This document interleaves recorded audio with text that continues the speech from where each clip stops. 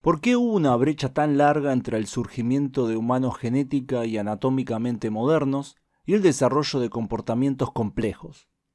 Esta es la paradoja sapiente, como la llamó Colin Renfrew en su ensayo publicado en 1996 en el libro Modeling the Early Human Mind. Renfrew es reconocido por ser uno de los científicos que más ha contribuido a formular una teoría del desarrollo humano global. Eso inevitablemente va entretejido con el desarrollo de la mente de los humanos prehistóricos, uno de los temas más desafiantes de la arqueología. Suena muy lejano, pero recordemos que el Homo sapiens es la especie a la que pertenecemos todos los seres humanos modernos. Es más, gracias a estudios de ADN sabemos que el Homo sapiens, de hace 60.000 años e incluso antes, eran genética e intelectualmente iguales a nosotros, es decir, que tenían el mismo potencial intelectual que tenemos actualmente. No obstante, durante unos 50.000 años, esos humanos parecen haber tenido una existencia sin grandes cambios, con miles de generaciones viviendo como cazadores-recolectores. No fue sino hasta hace unos 10.000 años que se disparó el desarrollo que nos llevó de las herramientas de piedra a pisar la luna en un abrir y cerrar de ojos. Y esta es la cuestión: ¿por qué tardó tanto en aparecer la civilización? ¿Por qué estuvimos tanto tiempo atrapados en la prehistoria? Aunque no hay un consenso entre arqueólogos sobre cuándo empezó la prehistoria, sí lo hay sobre su fin. La prehistoria es el período de la historia humana antes de la escritura, nuestra tecnología básica de almacenamiento de información. Siendo así, su fecha de caducidad varía dependiendo del lugar. El idioma escrito más antiguo que conocemos es el sumerio, atestiguado por primera vez alrededor del año 3100 a.C. en el sur de Mesopotamia.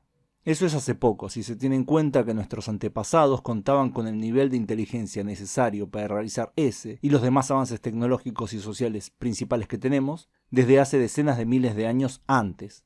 El Homo sapiens de los primeros 50 milenios ya había dado algunos pasos camino a la civilización, e incluso antes. Por ejemplo, ya desde hace unos 1,7 millones de años, los primates homínidos habían dado uno importante al transformar algo para convertirlo en una herramienta, los utensilios de piedra.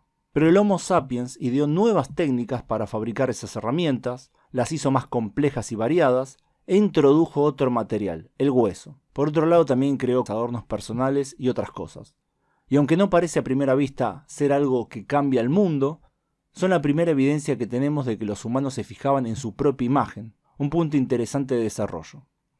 También está el arte. En la cueva de Blombos, en Sudáfrica, se encontró algo que podría ser considerado como arte o al menos como decoración.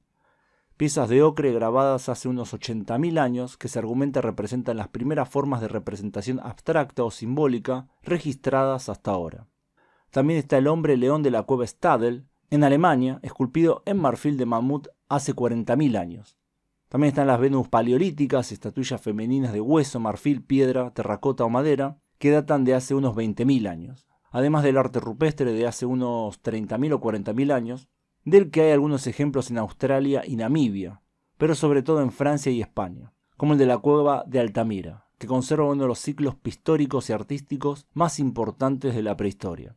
Lo que pasa es que a pesar de estos avances, y otros que seguro no llegaron a nuestros días, en conjunto lo logrado durante todos esos milenios es muy poco al compararlo con lo que empezó a ocurrir hace 10.000 años. De repente, y sin saber bien por qué todavía, apareció algo como Göbekli Tepe, el más antiguo sitio monumental conocido de la historia. Está en Turquía y es un complejo de estructuras megalíticas redondas, ovaladas y rectangulares, levantado entre el 9600 y el 8200 a.C.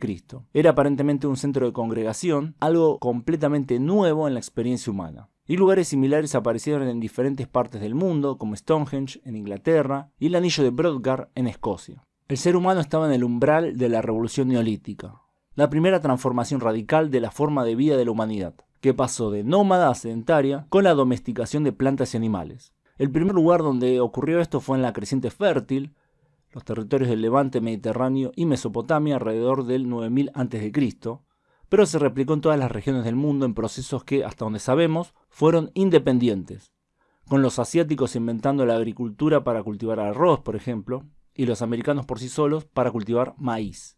Con la agricultura y ganadería vinieron también los primeros grandes asentamientos, siendo el primero conocido el de Çatalhöyük, que existió alrededor del 7500 al 6200 a.C. Pronto surgieron las primeras ciudades en Mesopotamia, incluida Eridu, Uruk y Ur, luego en Egipto, India y poco después en China. Tras miles de años de avances esporádicos, súbitamente el Homo sapiens se embarcó en una trayectoria de desarrollo a paso acelerado. Empezaron a aparecer objetos que indudablemente representan deidades, y mucho antes de la escritura, sellos que servían para llevar algún tipo de registros. Una serie de cosas nuevas comenzaron a suceder muy rápidamente en diferentes partes del mundo, como el inicio de la metalurgia. En la necrópolis de Varna, en Bulgaria, no solo se encontraron cobre, sino el primer oro trabajado del mundo, las muestras más tempranas del concepto de riqueza. Y es que alrededor del 4000 a.C. se habían desarrollado sistemas de intercambios basados en nociones de valor, trayendo el desarrollo de unidades de medida, un nexo crucial que es el comienzo de un mundo mercantil. En esos 10.000 años hubo una explosión de ese arte rupestre que en los anteriores 50.000 años vimos restringido principalmente a un área de Europa.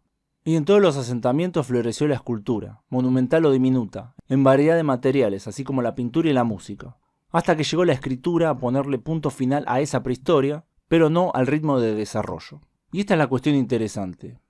El Homo sapiens de hace 60.000 años, si naciera en nuestra época, sería uno más.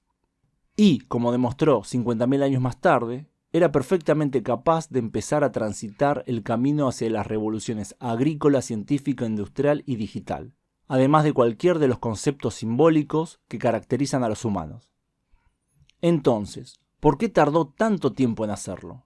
Desde que Renfrew la formuló, la paradoja sapiente se ha consolidado como uno de los grandes enigmas de la existencia humana, y varios neurocientíficos y arqueólogos han arrojado hipótesis atractivas, pero aún no existe una solución aceptada. El origen de la humanidad sigue siendo una de las incertidumbres más difíciles e intrigantes en el campo de la ciencia.